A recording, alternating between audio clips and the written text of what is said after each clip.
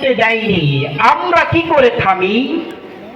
আমাদের কালেমায় কালেমা, আমাদের পতাকায় কালেমা তাইয়্যিবা, এ পবিত্র বাণী কোনোদিন কোনো অবস্থায় কাউকে থামতে দেয়নি।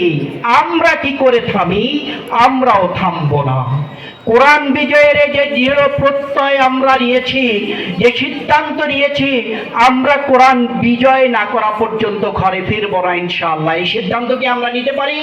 ইনশাআল্লাহ। ইনশাআল্লাহ। আল্লাহ রাব্বুল আলামিন আমাদেরকে কোরআন বিজয়ের সামনে যে লড়াই, সামনে যে কঠিন সময়, সেই সময়ে আমরা যাতে কোরআন বিজয় লাভ করার জন্য সর্বোচ্চ ত্যাগ স্বীকার করতে পারি, এই আহ্বান করব।